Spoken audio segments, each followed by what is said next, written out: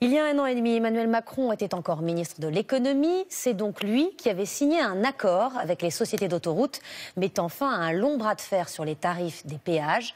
Les sociétés s'engageaient à geler ces tarifs pendant 1 an, mais on ignorait alors l'avantageuse contrepartie offerte par le gouvernement. L'œil du 20h a pu se procurer cet accord secret et vous le dévoile. Enquête signée Yannick Sanchez et Loane Martin. Des hausses de prix au péage jusqu'en 2023, c'est ce que contient un accord secret conclu entre l'État et les sociétés d'autoroutes.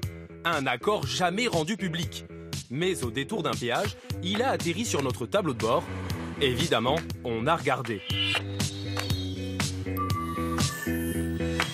En 2015, Emmanuel Macron, ministre de l'économie, et Ségolène Royal, ministre de l'écologie, s'attaquent aux tarifs des péages. Vous souhaitez que les tarifs soient gelés ? Je le souhaite. Je le souhaite pourquoi ? Parce qu'il faut rendre aux automobilistes un peu de justice et d'équité tarifaire. Le gel des tarifs est acquis pour 2015, donc je vous le confirme. Un gel des tarifs pour 2015, aussitôt attaqué en justice par les sociétés d'autoroutes. Après négociation avec leurs représentants, l'État finit par signer un accord. Une sortie de crise. Mais à quelles conditions ? À Grenoble, un ancien élu écologiste se bat pour le savoir. Depuis 2 ans, il demande la publication de cet accord. En 2016, le tribunal administratif lui donne raison. Il est enjoint au ministre de l'économie de communiquer à M. Avrier, dans un délai de 3 mois, l'accord conclu le 9 avril 2015 entre l'État et les sociétés d'autoroutes.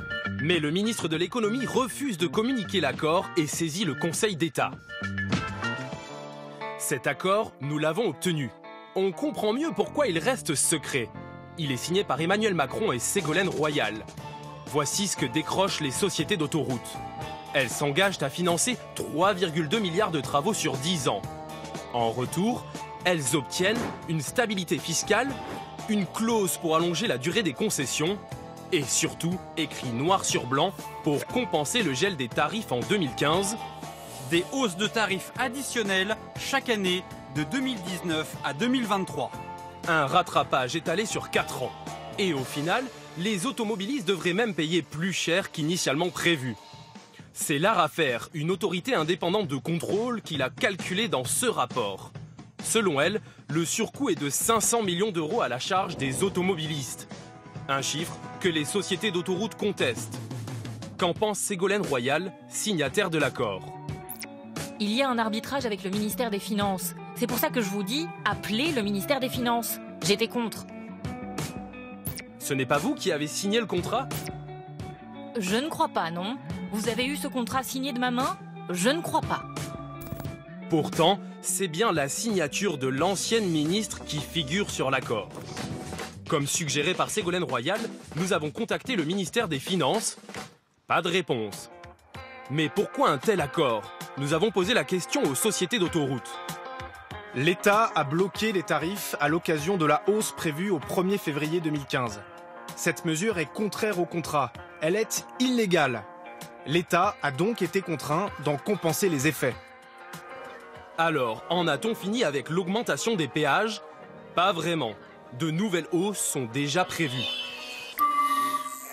Désormais, l'État a chargé l'ARAFER, l'autorité de régulation, de contrôler les sociétés d'autoroutes. En janvier dernier, elles annoncent un plan de travaux de 803 millions d'euros sur l'ensemble du réseau. Des bretelles d'accès, de nouveaux péages, la rénovation d'aires de repos financée en majorité par devinez quoi, de nouvelles hausses de tarifs. Selon l'ARAFER, les coûts des travaux sont surestimés par les sociétés d'autoroutes. Voici ce que nous confie un des responsables. Sur les 800 millions d'euros, il y a 87 millions qui sont des opérations qui figuraient déjà dans les contrats initiaux. Il n'y a pas à faire payer l'usager une deuxième fois pour ces investissements qui sont une obligation contractuelle. En plus, 350 millions d'euros de travaux seraient surévalués. Prenons par exemple les aires de covoiturage. La société d'autoroute Paris-Normandie qui gère l'A13 évalue le coût de construction d'une place autour de 7 000 euros. Est-ce le bon prix ? Pour estimer le coût d'une installation de ce type, nous sommes allés dans l'Eure. Ici, c'est le département qui a fait construire cette nouvelle aire de covoiturage. Ça lui a coûté beaucoup moins cher. Certains endroits, vous avez des coûts à 2500 et d'autres à 3500. La moyenne sur l'ensemble de nos 400 places 1,2 million pour 400 places, ça fait une moyenne à 3 000 € la place. Nous avons contacté l'Association des sociétés d'autoroutes. Concernant les conclusions de l'ARAFER, elle nous renvoie vers le gouvernement. Ce dernier suivra-t-il les avis de l'autorité de régulation? Ils ne sont que consultatifs. Pour ce sénateur, l'État serait bien inspiré de le faire.